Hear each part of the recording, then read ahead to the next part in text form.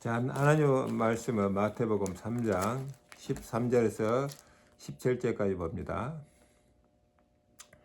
이때 예수께서 갈릴리로부터 요단강에 이르러 요한에게 세례를 받으려 하시니 요한이 말려 이르되 내가 당신에게서 세례를 받아야 할 터인데 당신이 내게로 오시나이까? 예수께서 대답하여 이르시되 이제 허락하라. 우리가 이와 같이 하여 모든 의를 이루는 것이 합당하니라 하시니 이에 요한이 허락하는지라. 예수께서 세례를 받으시고 곧 물에서 올라오실새 하늘이 열리고 하나님의 성령이 비둘기같이 내려 자기 위에 임하심을 보시더니 하늘로부터 소리가 있어 말씀하시되 이는 내 사랑하는 아들이요 내 기뻐하는 자라 하시니라. 아멘. 자, 오늘 세례 받으신 예수님이란 제목으로 말씀을 나눕니다. 지난주 또 오후 5시에 페이펙스 오피스 앞 빌딩에서 머시라고 하는 자매를 만났습니다. 나 이제 그녀에게 인사를 한 후 물었어요. 네 악센트를 보니까 에티오피아 사람 같다 그랬더니 자기 에티오피아 사람이라고 하더라고요. 그녀가 또 나에게 물었어요. 너는 어디서 왔냐? 그래서 한국에서 왔다고 그랬습니다. 나는 에티오피아에게 참 감사한다. 한국 전쟁 때 한국을 위해 쌓아준 것을 고맙게 생각한다 했더니 그녀가 웃으면서 맞다고 그러더라고요. 너는 언제 미국 왔냐? 그러니까 17살 때 미국 왔다고 그랬어요. 그래서 미국에서 고등학교 편입해서 고등학교 마치고 대학까지 공부했다고 했습니다. 전공은 무엇이냐 그러니까 IT 계통이라고 하더라고요. 너 크리스찬이냐 그러니까 크리스찬이라고 그랬습니다. 에티오피아에는 기독교와 이슬람이 반반이고 기독교 중에서도 개신교가 한 20% 된다고 그러더라고요. 그래 자기는 개신교인이라고 그랬어요. 그때 그래서 저는 이제 원래 불교 배경인데 지금은 크리스천이 됐다고 그러면서 간증과 함께 복음을 설명했습니다. 그녀는 내가 간증하는 사이에 계속해서 아멘이라고 답했어요. 그러면서 하는 말에 오늘 나를 만난 게 하나님의 인도 같다고 그랬습니다. 그녀는 복음에 대해 믿음을 가지고 있었고 깊이 감사하고 있었어요. 자기도 한때 우울증을 앓고 있었는데 하나님 은혜로 치유받은 그런 간증도 하더라고요. 자, 미국에 부모님과 같이 사냐 물으니까 엄마만 미국에 있고 아버지는 에티오피아 산다고 그랬어요. 그러면서 그녀가 나에게 마음 문이 열렸는지 가정사를 얘기하더라고요. 자기가 어려서 엄마 아빠가 굉장히 불화가 있었다고 합니다. 그때 엄마가 이렇게 아버지하고 아버지를 집을 떠나서 난민 신청을 해서 미국에 왔다고 그랬습니다. 그리고 자기는 어려서 할아버지 할머니 손에서 자라게 되었습니다. 할아버지 할머니는 이제 동방정교회 신자였기 때문에 복음을 몰랐다고 그랬어요. 그러다가 7살 때 이제 이모 집에로 오게 되면서 이모를 따라 개신교회에 나갔다고 합니다.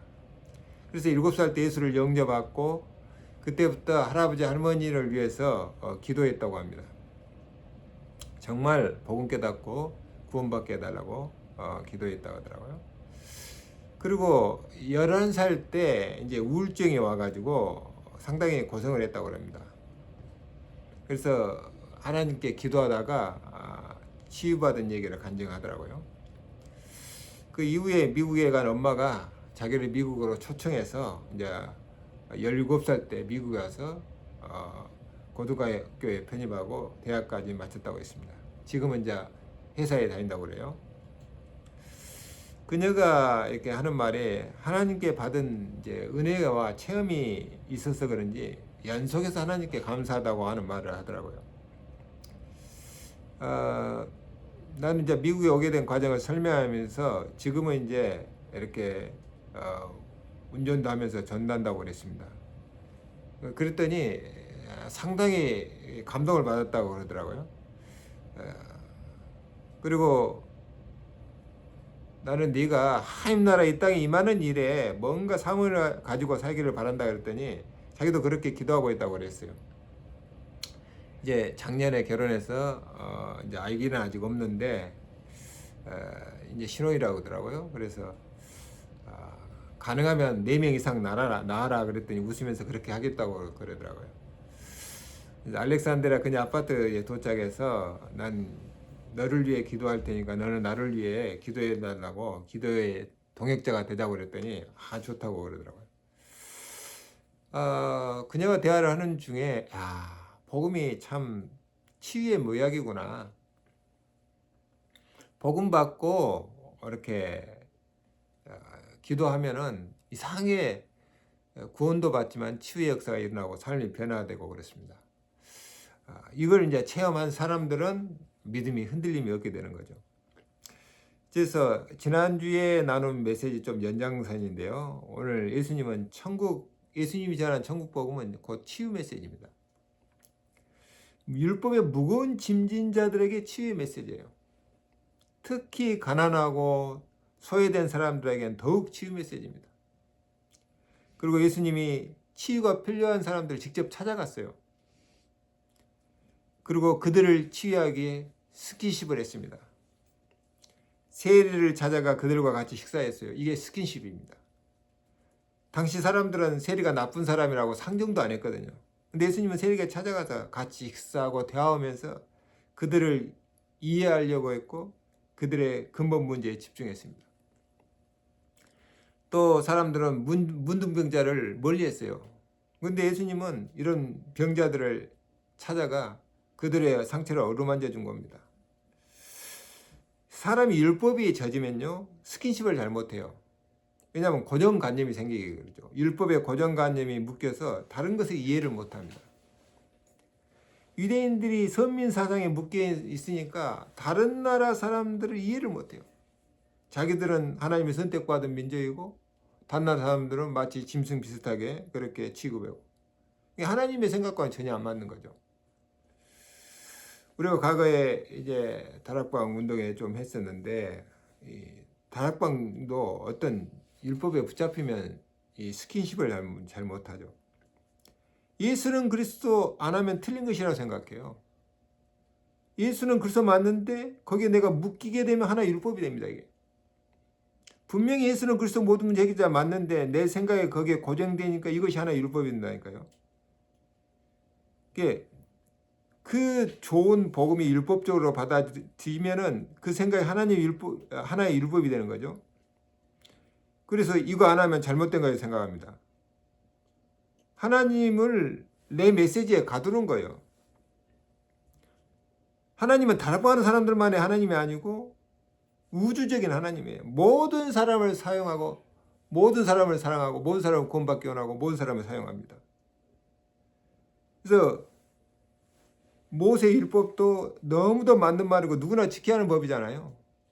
그런데 거기에 생각이 고정되니까 율법주의가 만들어진 겁니다. 이것이 모든 사람을 구원받지 못하게 한 독이 되어버린 거예요.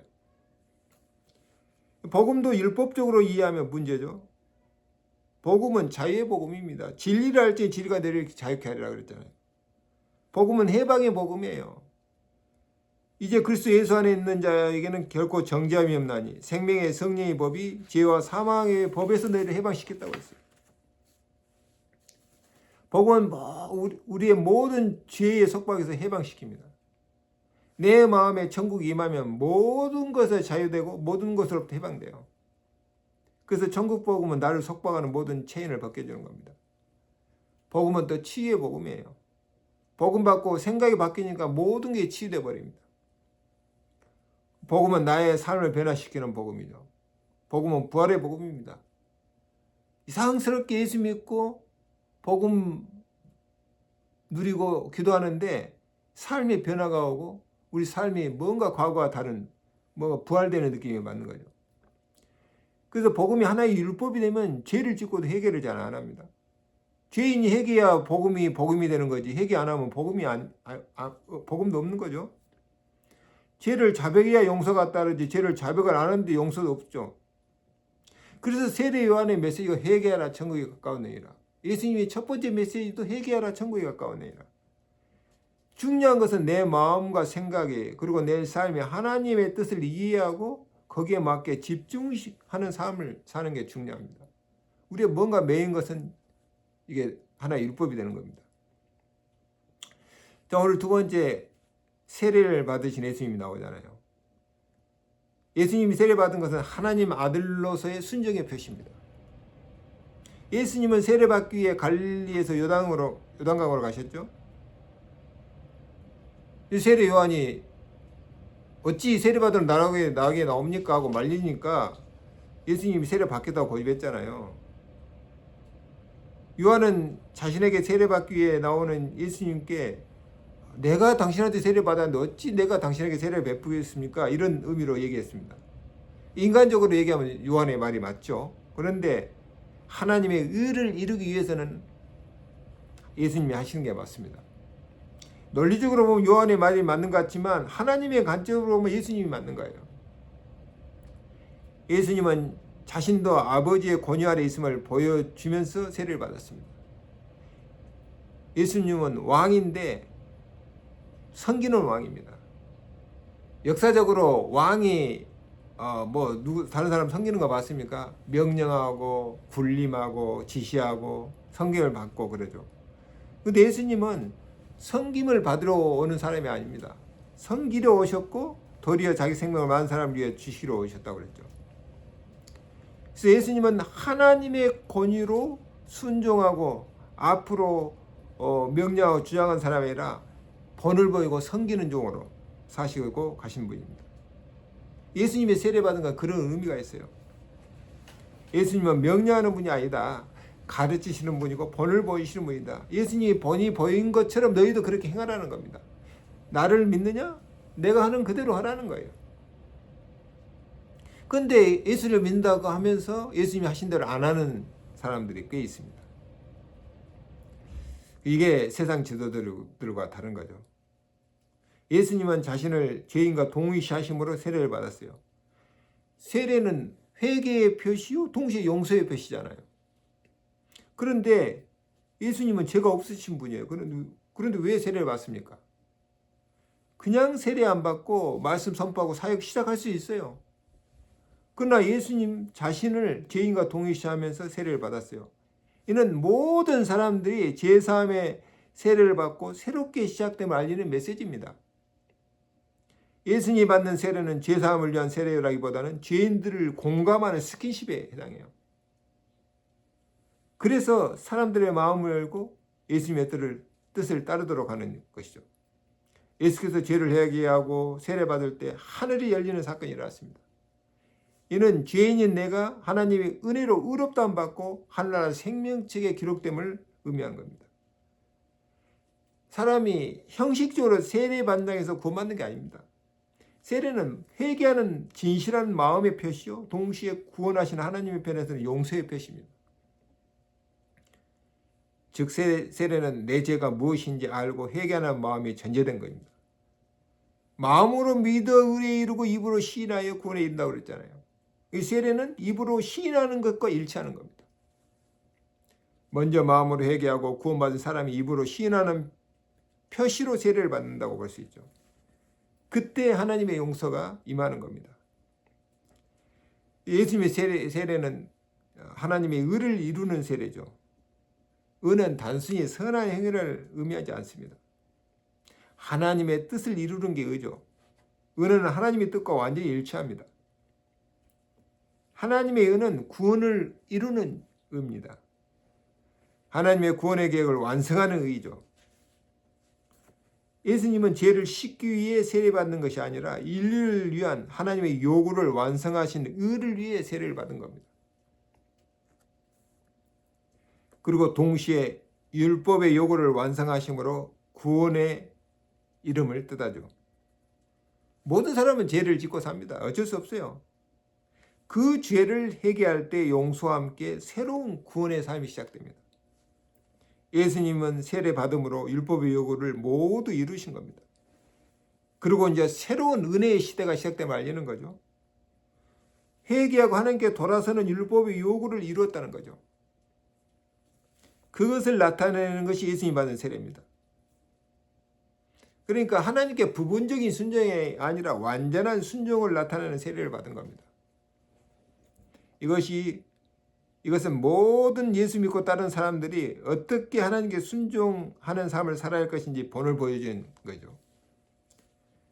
아브라함이 잘하는 게 딱 있잖아요. 말씀에 완전히 순종하는 겁니다. 아브라함이 흠이 없는 사람이기 때문에 믿음의 조상이 된 게 아니라 하나님 말씀에 100% 순종했기 때문에 믿음의 조상이 된 겁니다. 예수님은 죄 없는 분으로 죄인의 자리에 대신했습니다. 히브리서 4장 15절에 우리에게 있는 대제사장은 우리 연약함을 체혈하지 아니하는 자가 아니요 모든 일에 우리 한결같이 시험을 받은 자로 돼 죄는 없느니라 그랬어요. 죄 없는 예수님도 죄인을 구원하기 위해 죄를 회개하는 표시로 세례를 받은 겁니다. 그런데 죄를 짓고 회개할 줄 모르는 사람들이 있다니까요. 복음을 오해도 보통 오해한 게 아니죠. 이것이 신종 율법입니다. 복음이라고 말하는 율법인 겁니다. 구원으로 들어가는 상징적인 사건이 있습니다. 자, 노아의 홍수 때 물은 심판의 상징이었습니다. 그러나 모세가 홍해를 건널 때 물은 구원의 상징인 겁니다. 바알 왕의 영향에서 완전히 벗어난 사건이 홍해 사건이잖아요. 영적으로 보면 바로는 마귀를 상징하고 애굽은 흑암나라를 상징합니다. 마귀와 흑암나라에서 완전히 벗어난 사건이 홍해 사건이에요. 그래서 홍해 바다의 물은 이스라엘 사람에게서 구원을 상징하는 물인 겁니다. 예수님은 물세례를 받음으로 구원이 시작되심을 선포하신 거예요. 그래서 인간이 하나님을 오해해서 만들어진 이 율법의 시대에서 하나님의 은혜의 시대로 전환되는 시작을 알리는 사건이 예수님 받은 물세례입니다. 이 물세례가 성령 세례로 이어지는 겁니다. 세 번째, 성령 충만 받으신 예수님이 나옵니다. 자, 예수님의 공사역을 시작하기 위한 성령의 기름 부음이죠. 예수님께서 물세례 받고 물에서 나오는데 성령이 비둘기같이 임했다고 그랬습니다. 하늘이 열리고. 이는 예수님께서 성령 충만하신 실제 모습을 상징적으로 나타내준 말이죠. 과거 율법 시대의 대제사장이나 선지자나 왕은 기름 부음을 받았습니다.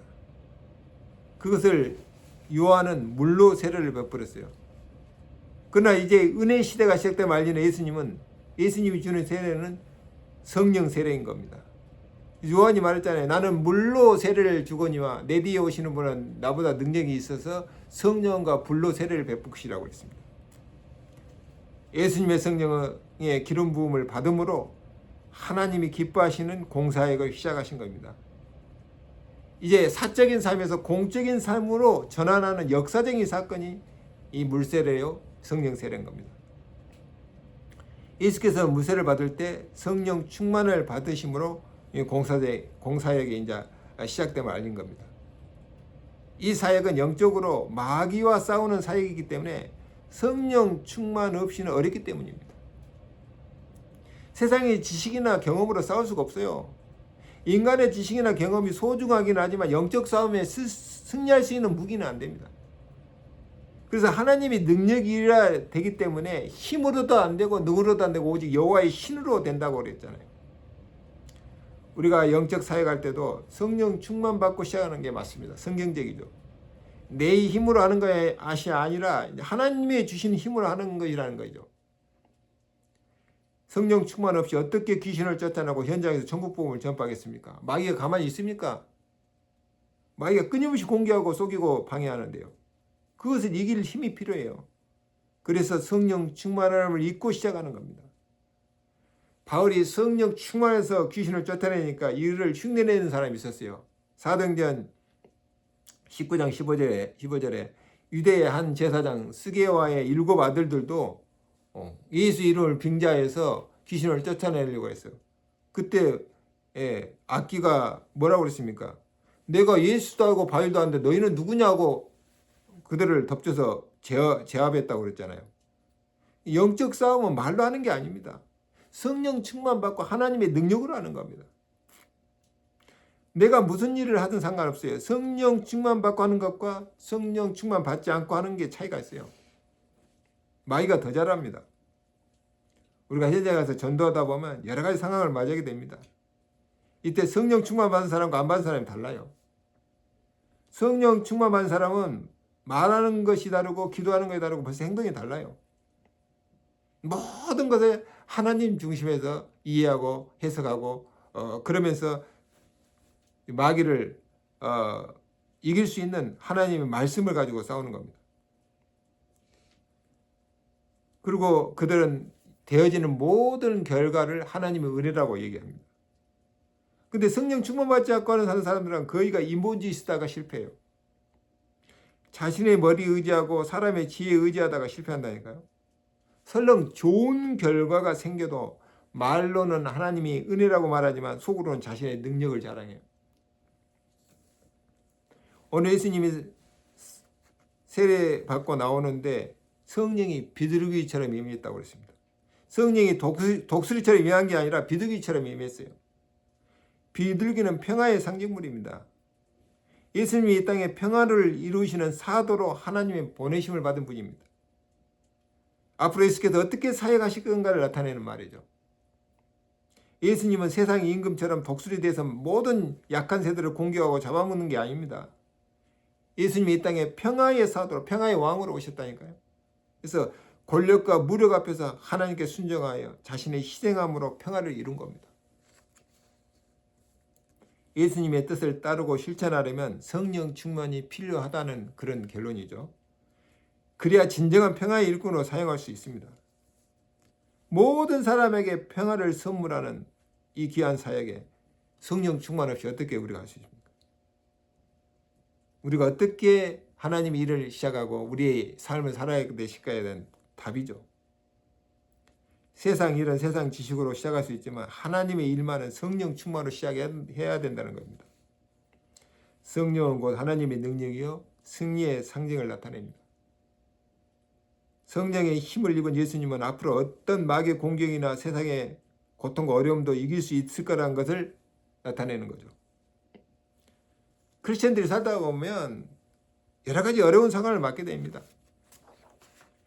그러나 궁극적으로 이것은 영적 싸움입니다. 그래서 우리가 성령 충만하면 모든 걸 다 이길 수 있어요. 마귀의 공격을 우리가 인간적으로 이길 수 없잖아요. 그래서 성령 충만 받고 하나님의 힘으로 감당할 수 있는 겁니다. 성령 충만 받고 성령 인도받고 살 것인가? 아니면 사람의 머리를 의지하며 인본주의 쓰며 살 것인가? 그 결과는 이미 성경에 다 나와 있습니다. 자, 말씀을 간단히 정리합니다. 마지막 17절에 하늘로서 소리가 있어 말씀하시되 이는 내 사랑하는 아들이요 내 기뻐하는 자라고 하셨습니다. 오늘 결론이죠. 내가 하나님이 사랑하시는 아들이요 하나님의 기뻐하시는 사람이 된다. 이것처럼 큰 축복은 없습니다. 언제 말입니까? 내가 죄를 해결하고 세계하고 세례 받을 때요. 그리고 그때 성령이 비둘기같이 임하는 거죠. 내가 바로 성령이 사람이 된다는 겁니다. 이만큼 신나고 좋은 일이 없어요. 진정한 회개와 진정으로 거듭나는 순간이죠. 이제는 세상 나라의 사람이 아니요 하나님 나라의 시민으로 새로 태어나 새로운 삶에 도전하는 겁니다. 그리고 이제는 세상 일이 아니라 하나님 나라의 일을 하는 성령의 사람으로 다시 태어나는 겁니다. 제가 오래됐습니다만 27살 때인가요? 내가 의정부 어느 조그만 교회에 처음으로 나갈 때 그 의정부 어느 계곡에서 어느 목사님 손에 이끌려 그 깨끗하고 시원한 물에 잠겼다가 다시 이렇게 세워지는 순간 나는 새로운 사람으로 다시 태어난 겁니다. 그때는 믿음은 별로 없을 때지만 그러나 너무나 순수하고 깨끗한 믿음이었어요. 그때의 감동이 아직도 내 뇌리에 남아 있습니다. 성경을 했잖아요. 마음이 깨끗한 자 하나님이 볼 것이다. 우리의 모든 죄가 없기 때문이 아니라 죄 용서함 받았을 때 우리는 깨끗한 심령으로 하나님을 보게 되는 겁니다. 하나님을 본다는 말은 하늘나라가 임한다는 겁니다. 그리고 새로운 인생이 시작됐다는 걸 의미합니다. 말씀을 마치겠습니다. 기도합시다. 하나님 감사합니다. 오늘 세례받은 예수님을 통해서 메시지를 받았습니다. 어떤 것에도 묶이지 않게 하시고 예수님이 우리에게 주신 하나님의 나라, 우리 마음의 심령에 임한 하나님 나라를 누리게 하시고 거기에 살게 하시고, 예수 믿고 세례 받을 때 임한 성령, 그 성령의 충만함의 능력으로 세상의 어떤 어려움도 극복하고 이길 수 있게 도와주시고, 마귀와 영적 싸움에 완전 승리하게 도와주시옵소서. 이제 우리는 성령의 사람으로 거듭나 이 땅에 하나님 나라 이루는 도구로 살게 됨을 감사드립니다. 진정한 회개와 함께 진정한 거듭남의 체험, 이것이 우리를 진정한 하나님 나라의 시민으로 굳게 세울 줄로 믿습니다. 오늘 이 확신을 가지고 2026년 새롭게 도전하게 하시고, 이 땅에 흑암 나라가 판을 치고 있는 이 땅에 하나님 나라 임하는 그 일에 저희들이 하나님 손에 붙잡혀 사용되게 하여 주옵소서. 감사하며 예수님의 이름으로 기도하옵나이다. 아멘.